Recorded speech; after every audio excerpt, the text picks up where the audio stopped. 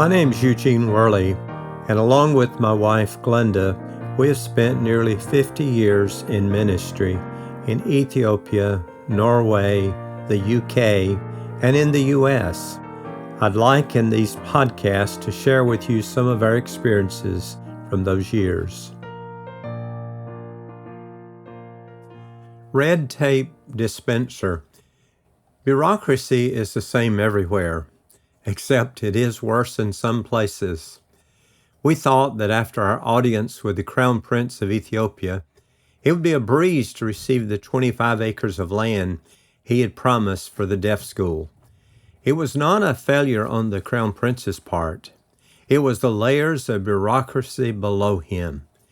He had sent a representative from his office to meet with us in Dessie to show us the various options of land that were available. Among those options was an old hospital that was basically abandoned after the construction of a new hospital in a totally different location. We were shown this property of 50 acres where a dozen tuberculosis patients were kept. The plan was we would get 25 acres, and 25 acres would be for the TB patients. If you're picturing a large 50-bed hospital that is waiting for someone to come in and refurbish it, then you have the wrong picture of that old hospital. Actually, there were only a few small scattering buildings, of which a couple of them housed the TB patients. The reality is that an entirely new structure would have to be built, along with many other things to be done in order to upgrade the property and make it usable. There was a lot of potential there, though I'm not sure we had actually counted the cost. There were many other hurdles to overcome before we could begin to think of constructing a deaf school. Though the Crown Prince had given us this property, the local bureaucrats had to give their approval. This involved all of the departments of local government who had to give their stamp of approval before we actually received the property. This is how I described the situation to my supporting churches in a letter in October 1970. The problems concerning our property are still not settled. We have the title deed and direct permission from the Crown Prince to receive the buildings on the property. There's one holdout which prevented us from using the land, and that is the actual transferal of the land by the Ministry of Public Health. I spent 10 days in Addis trying to obtain a letter of approval that the Ministry of Public Health required, but then found out they were writing the Crown Prince behind my back, opposing us. We learned of another mission organization that wanted to open an eye clinic in Dessie. They were held up because the doctor, though he was an MD, was not an ophthalmologist. This same man had spent many years in Nigeria performing eye surgeries and treating eye diseases. They never did receive permission to open that clinic.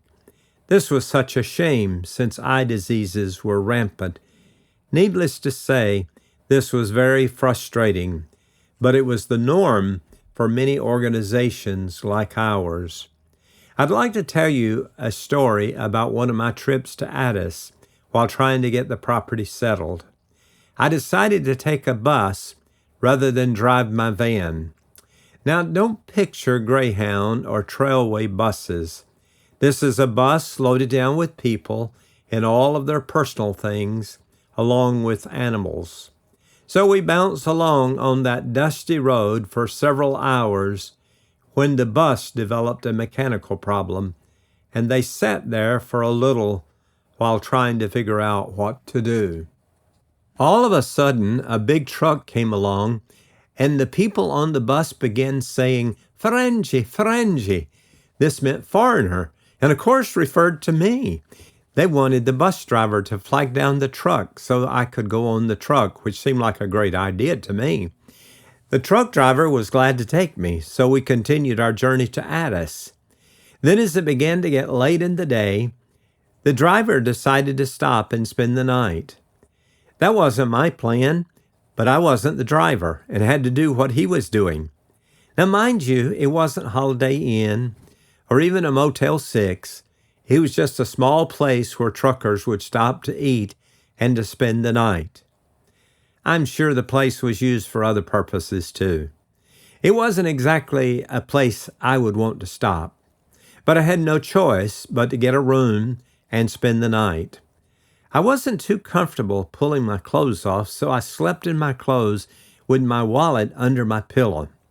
Early the next morning, the driver was ready to go, and so was I. We finally arrived in Addis, and I was able to get a shower and change clothes. Needless to say, that was a memorable trip.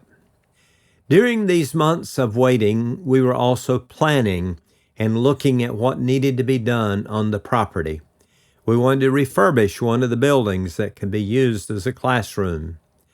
We also needed a fence for the property, as well as a water system, since there was not any running water. In addition to that, we needed classroom supplies, desks, and so forth, as well as hiring a teacher. We also went out at least once a week and held a class for children. This established our presence. We were also holding classes in our home. Glenda had gathered a good group of deaf children and adults and began teaching them. At the same time, I had started services for the hearing. It was a very promising time. In fact, I wrote this letter to my supporting churches in August 1970. We had 17 people trust Christ as their Savior. We averaged 76 in all of our services for the month. The governor of Wallo Province visited our deaf class in our home.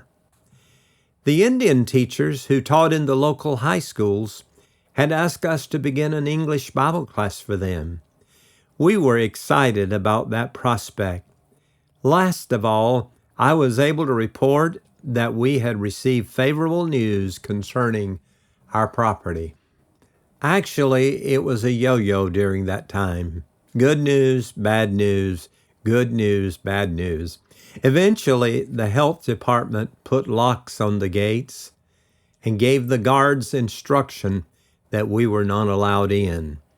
It was later revealed to us that they refused to give us the property because we were not willing to pay a bribe.